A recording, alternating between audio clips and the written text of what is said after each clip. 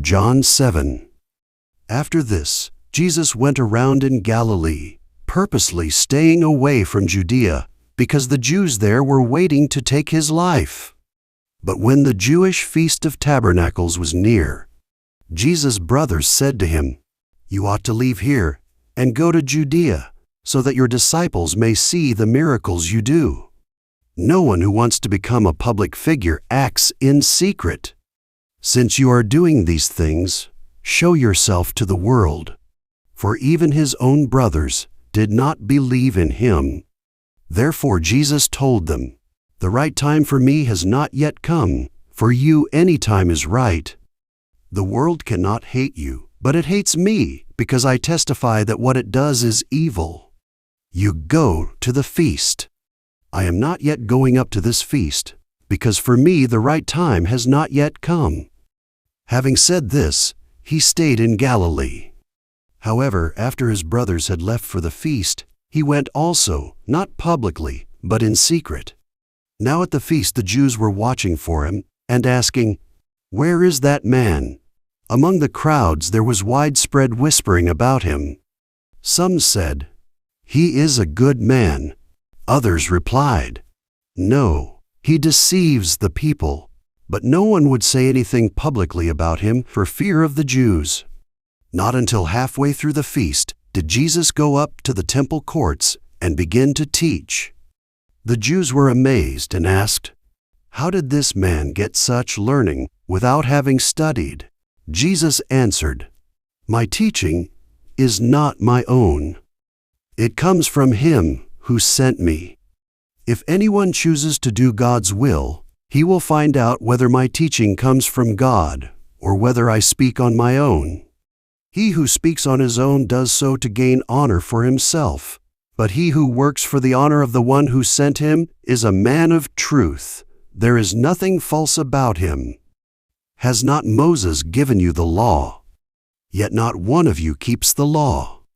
Why are you trying to kill me? You are demon-possessed." The crowd answered, "Who is trying to kill you?" Jesus said to them, "I did one miracle, and you are all astonished. Yet because Moses gave you circumcision, though actually it did not come from Moses, but from the patriarchs, you circumcise a child on the Sabbath. Now if a child can be circumcised on the Sabbath, so that the law of Moses may not be broken, why are you angry with me for healing the whole man on the Sabbath? Stop judging by mere appearances, and make a right judgment."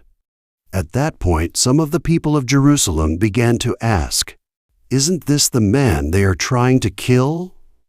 Here he is, speaking publicly, and they are not saying a word to him. Have the authorities really concluded that he is the Christ? But we know where this man is from. When the Christ comes, no one will know where he is from." Then Jesus, still teaching in the temple courts, cried out, "Yes, you know me, and you know where I am from. I am not here on my own, but he who sent me is true. You do not know him, but I know him because I am from him, and he sent me." At this they tried to seize him, but no one laid a hand on him, because his time had not yet come. Still, many in the crowd put their faith in him. They said, "When the Christ comes, will he do more miraculous signs than this man?"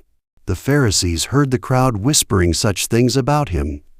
Then the chief priests and the Pharisees sent temple guards to arrest him. Jesus said, "I am with you for only a short time, and then I go to the one who sent me. You will look for me, but you will not find me, and where I am, you cannot come." The Jews said to one another, "Where does this man intend to go, that we cannot find him? Will he go where our people live scattered among the Greeks, and teach the Greeks? What did he mean when he said, 'You will look for me, but you will not find me, and where I am, you cannot come'?" On the last and greatest day of the feast, Jesus stood and said in a loud voice, "If anyone is thirsty, let him come to me and drink. Whoever believes in me, as the Scripture has said, streams of living water will flow from within him." By this he meant the Spirit, whom those who believed in him were later to receive. Up to that time the Spirit had not been given, since Jesus had not yet been glorified. On hearing his words, some of the people said, "Surely this man is the prophet." Others said, "He is the Christ." Still others asked, "How can the Christ come from Galilee? Does not the Scripture say that the Christ will come from David's family and from Bethlehem, the town where David lived?" Thus the people were divided because of Jesus. Some wanted to seize him, but no one laid a hand on him. Finally, the temple guards went back to the chief priests and Pharisees, who asked them, "Why didn't you bring him in? No one ever spoke the way this man does." The guards declared, "You mean he has deceived you also?" The Pharisees retorted, "Has any of the rulers or of the Pharisees believed in him?" "No. But this mob that knows nothing of the law, there is a curse on them." Nicodemus, who had gone to Jesus earlier and who was one of their own number, asked, "Does our law condemn anyone without first hearing him to find out what he is doing?" They replied, "Are you from Galilee too? Look into it, and you will find that a prophet does not come out of Galilee."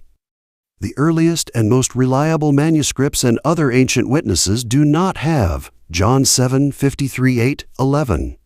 Then each went to his own home,